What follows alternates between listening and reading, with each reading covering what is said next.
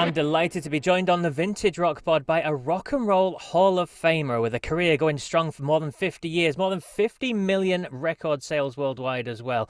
Been part of legendary groups, The Move, ELO, Black Sabbath. He's worked with legends like Paul Weller, Mark Bolan, Jules Holland, Phil Lynott, Robert Plant, the Everly Brothers. I could go on, I really could. I just want to say thank you for joining me here on Vintage Rock Pod. Bevan, how are you, Bev? Oh, very well, thank you. Yeah, Thank you very much for enjoying coming out of the pandemic, getting back on the road. It's been a long time coming. Absolutely has. And alongside you, I've got to mention as well your current bandmate in Quill, Joy, with us. Hi, Joy. How are you? Hi, Paul. Good to be here. Lovely. Now you guys have got a brand new album come out, haven't you, with the band Quill, and we'll get to that shortly. But here on Vintage Rock Pod, Classic Rock Stories, we like to hear the tales from back in the day. So Bev, I'm going to take you right back to some of these memories that you're going to have to drag up for us now, and we'll go back to near the beginning then, shall we? With Denny Lane, your first taste of kind of real success and the spotlight and things like that with them. But can you tell me about supporting the Beatles and the Stones? I mean, do you remember those kind of the shows that you did supporting those acts? Yeah, well, I don't think you're ever going to forget anything like that. Because, my first ever when I left school, my first professional band was called Denny Lane and the Diplomats, and we nearly made it. We did well. We got a record deal with Tony Hatch at Pi Records, but his bosses at the time, this would have been '63, told him because he'd got another band that he was very interested in, and he had to make the decision between signing Denny Lane and the Diplomats or this other band. And this other band turned out to be the Searchers. So he probably made the right choice in all truth.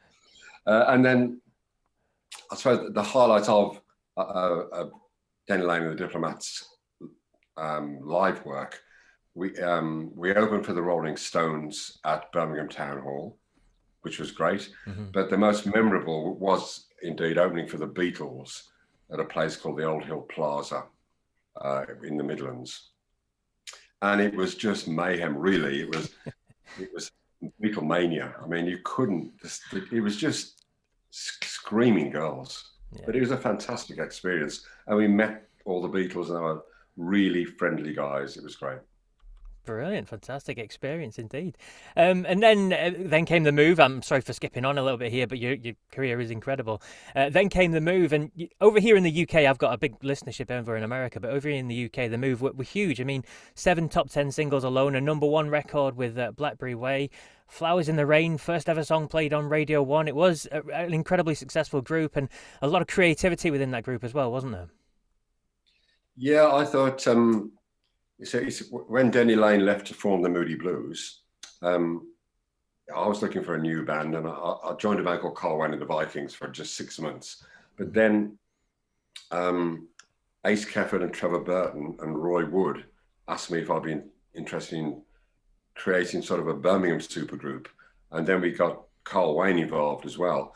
And that band during 66, 67, 68 I was so proud of the stuff we did. And if you listen back to any, particularly live recordings that the Move did, we were such a tight band. We were so well rehearsed, had a great image on stage. We had a manager who made us look good, dressed us in Savaro suits and all that sort of stuff. And and then it began to fall apart, which is a shame. Ace Kefford left, then Trevor, and we carried on, but it was never quite as good. But there's some great records and live performances, which I'm, very proud of. Indeed. And you mentioned the manager there. I mean, Tony Secondo, he was one for the extraordinary, wasn't he? He liked his publicity stunts, didn't he? And the famous story of having to give up all the royalties to Flowers in the Rain because of a stunt that he pulled off. Yeah, he managed to upset Harold Wilson, the Prime Minister, of the day, by issuing a postcard that was obviously libelous, and it went to court, and we lost the case, unsurprisingly. And to this day, we've never had any royalties for Flowers in the Rain or the B-side, Here We Go Around the Lemon Tree. And most unfairly is that my still good friend, I like to add, Roy Wood, he wrote both those songs, and he's never had any songwriting royalties, which is very unfair. And was that something that you guys as the band enjoyed, doing these kind of crazy publicity stunts? 'Cause I think at one point you signed your contract on the back of a topless model as well, and all that sort of crazy stuff was going on, being paraded around the streets and stuff. I mean, did you guys enjoy that, or was that completely out of your comfort zone? Some of us enjoyed it more than others, and we carried a replica H-bomb through the streets of Manchester for like all afternoon, and we were trying to get arrested. It was just absurd, and the police eventually just moved us on. We made out that we'd been arrested and everything, and they were crazy stunts. But some of them, were fun, sure. Absolutely. And the more rebellious ones amongst us. I mean, Roy was always a very shy sort of person, really, and he hated all that stuff. There you go. And then we have to mention the tour as well. It's famous now. There's posters that get replicated and people have them on the walls and things like that. The famous Jimi Hendrix, The Move, The Nice, The Pink Floyd. I mean, that's one heck of a package tour, isn't it? That was an amazing package tour. It really was. Yeah. We didn't want to follow Hendrix, and actually Hendrix didn't want to follow us, to be honest. So we ended up, the Move closed the first half, and Hendrix closed the second half.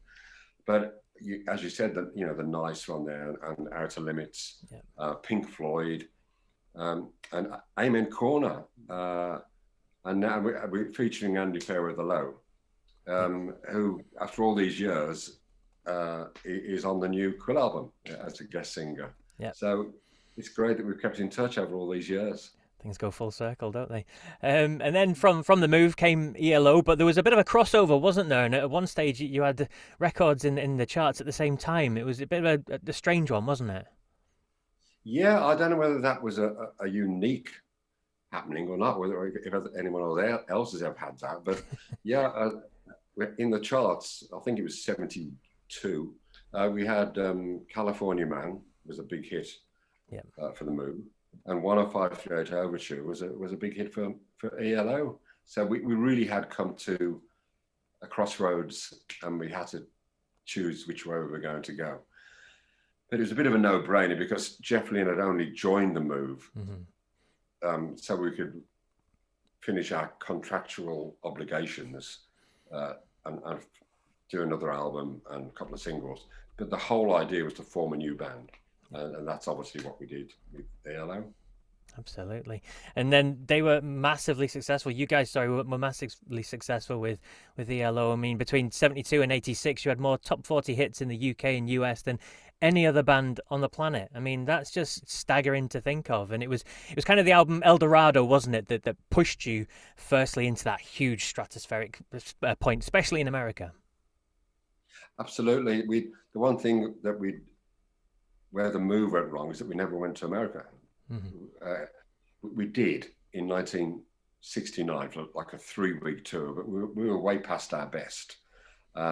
We should have gone, in 67, like the Who did, and Hendrix went back there, and Cream, and I think we'd have done well. But anyway, that we'll never know that. So we made a point of concentrating on America. And you're absolutely right. The first gold album was El Dorado, which wasn't a hit in the UK. And our first major hit in America was a great Jeff Lynne song called Can't Get It Out of My Head, which again was not a hit in the UK. But Jeff just got better and better, really, as a songwriter and producer. And as you just said, it was pretty staggering list of hits there. And you mentioned Jeff getting better and better in there. When you look at the records that you guys put out, I mean, Face the Music followed, a new world record, that sort of thing. You're finding yourselves as one of the biggest bands on the planet. Did Jeff have any pressure, or did he struggle with writing stuff like that, or did it just come quite naturally to him? I think he was definitely under pressure to write new songs and new albums. And we based ourselves in Musicland Studios in Munich, which Queen later used, and it was Donna Summer's studio too. And we just spend weeks and weeks there. But Jeff loved recording. And out of the blue, when we first went to, that was a follow-up to New World Record, I think. And the idea, as far as I know, we were just going to make another album. But Jeff just couldn't stop writing great songs. and it ended up a double album, and probably the best album that we ever made. And what was your reaction when you first heard what he'd come up with for that record out of the blue? Because, like you said, that was phenomenal. 10 million plus record sales, platinum all over the world. Yeah, it was such a layered process. You know, Jeff would just bring a song and play us the tune, and very often there weren't even any lyrics, or just a couple. Okay. So, and then I'd started by putting a fairly simple drum track down, because I used to double track the drums, which is why it's quite a unique sound. And then we put on the bass and keyboards and guitar and maybe a violin solo, and then and probably more and more keyboards, and then a massive orchestra. So, you know, from a tiny acorn came this oak tree. Yeah.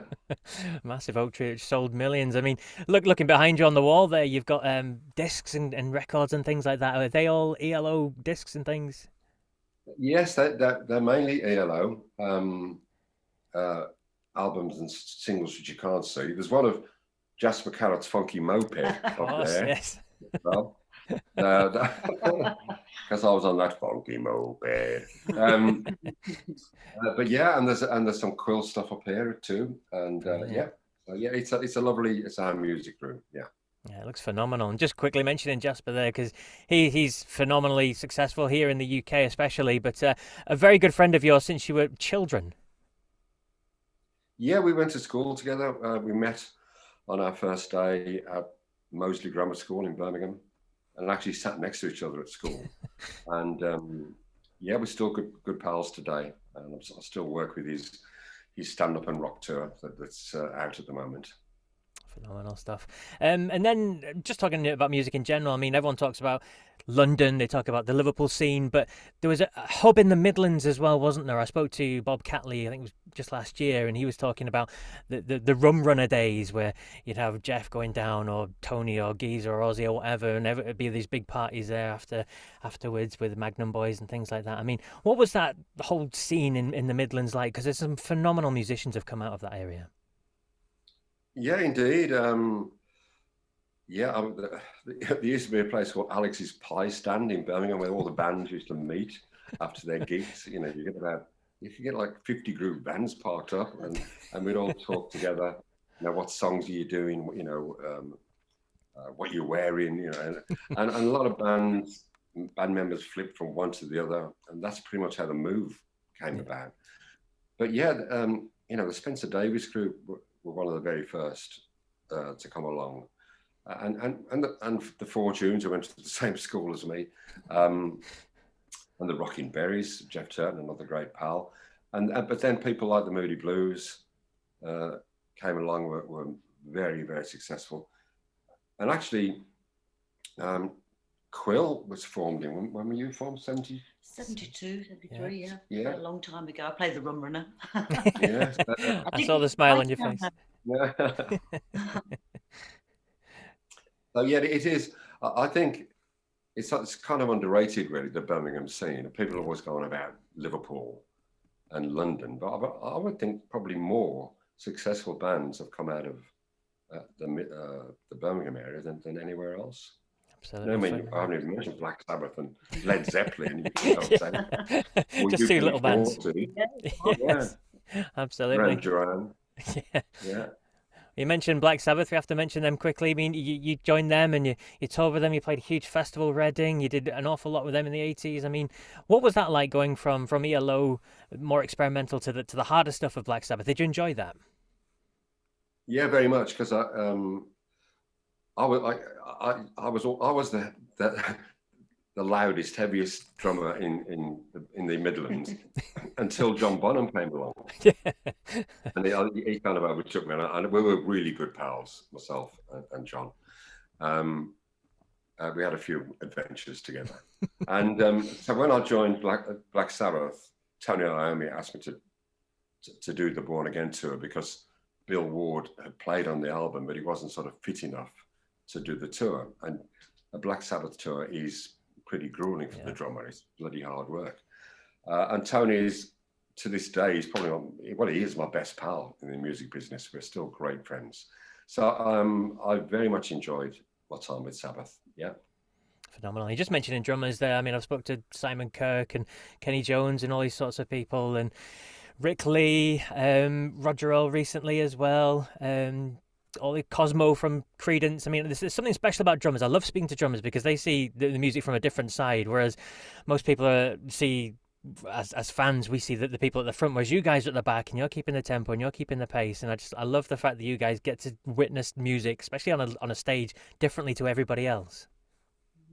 Yeah, and it's a bit of a drummers' union, I think. When you meet up, you tend, when we even going way back, when we played with the Rolling Stones, I talked to Charlie Watts, and drummers do talk to drummers because, and I find it even to this day when I do rehearsals with the Bevan band, who back Jasper, or with Quill, and we're having a rehearsal and the musicians start to, we'll take it from the B flat minor. And I go, okay, I've got no idea what they're talking about. But I seem to get on with it and do it. Lovely. And now it's nice to bring Joy in. We talk about Van Quill. I mean, you've got a brand new album. It's coming out on the 29th of October. Riding Rainbows, I've had a listen. It's fantastic. I like the diverseness of it all. You've got 7 members in the band. It's very good. The sound's very different from track to track. And is that something that you enjoy doing?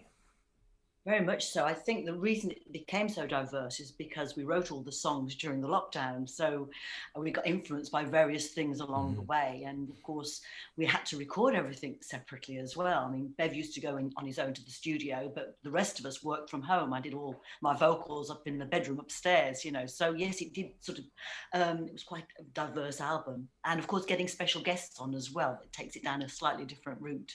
But it's been a real labor of love, and we're really excited about it. Absolutely. And just mentioning the special guest there, I mean, how did each one of them come about? Did you approach these people? Did these people approach you? I mean, how did that work?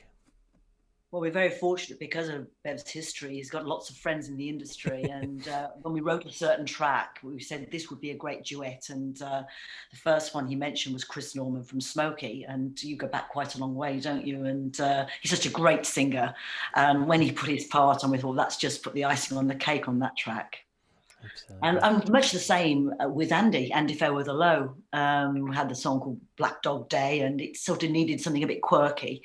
And when he put his part on, it was just a little bit of magic dust again, Yeah, and John Lodge, the Moody Blues, I've known a long time, and he was going to do a solo tour a few years ago, and he asked me if my band had backed him. So we kept in touch, and we were sending him this track, and he did put down the most beautiful bass parts on that song. It really makes it, really does. Yeah. And again, Andy Fairweather Low from the old days, and Luke Clark Jr. His dad, Luke Clark, did all those wonderful orchestral arrangements on the ELO albums, and his son, sadly, Luke died at the beginning of this year, but his son, Luke Clark Jr., is definitely, I've seen, inherited his dad's talent, and he's put some beautiful string parts on this album. Very talented guy, and a lovely, lovely guy as well. Yeah, and of course Tony Martin from Black Sabbath, he's doing a duet too. So we've had some great guests. Really Tony Martin's. It's about '86. I went back to Sabbath, and we did a big stadium gig. And it was Tony Martin's first ever show, and he was terrified. I remember it was in Athens, and it was a bit of a lively crowd. He had good need to be, but he's retained this fabulous voice, and he's put on a great performance as well on this album. And we started to think about the next album now, so I'm going to call in. I've got to get in touch with Tony Iommi, Paul Carrick, Paul Weller. So I'll be pulling in a few more favours. Absolutely. And now, with such diverse people again involved, great sounding tracks and everything, I've seen you say that it's probably the most enjoyable record you've produced since your ELO days, Bev. I mean, is that true? Yeah, I love this album. I'm so proud of it. The fact that Joy and I have written, um, along with our guitarist Lee Evans, we've written just pretty much all the songs, and the performances on it, and we've got a great producer, a guy called Alan Caves. He's done a fabulous job, and I'm really, really proud of this album. And I do believe it is the best album I've played on since Out of the Blue. Yeah. Fantastic stuff. It's got wonderful artwork as well. Get Joy, Joy's face. Well, yeah, that's personal as well, because it's my stepdaughter did the artwork, the actual drawing and painting, and it was our guitarist's wife, Lee Evans, Nicola. She did all the graphics, so it's very much homespun thing. It's lovely, really lovely. It's fantastic. And as we said, that's coming out at the end of October. And what's the best way to get hold of that? Well, they can pre-order. We can do it on iTunes Store in advance when it comes out, and also from our website. May I give you the website details? Of course, please do. www.quilluk.com. And that's the best place to keep in touch with everything that's going on in the band. And by the sounds of it, an exciting another record coming as well after that with some more guests involved. So plenty to look forward to from you guys. Yeah, absolutely. It's great that the industry is getting back on its feet. Yeah, and especially. Actually, I just played on a charity single too with the Don Powell band called Let There Be Drums, with I think it's 25 drummers on it, and all the proceeds are going to the road crew. It's been bad enough for the musicians, but for the poor old road crew, this last 18 months has been dire. So it's great that we're out there, we're coming back. Yeah. Well, we've also got a TV show called Connect. Bevan and I put together with Alan Caves, our producer, which is available on Facebook and YouTube. So if they want to check that out as well, we've got lots of lovely special guests on that, and we play music. So Quill Connect. Connect. Yeah, we had Phil Cool on it. It was it's worth watching just for 10 minutes of Phil Cool. Is hilarious. It's great. Brilliant. Well, it's been an absolute pleasure chatting with you, Joy, and with you, Bev, as well. Thank you very much for coming on Vintage Rock Show and just telling us your stories. Thank you, Sam.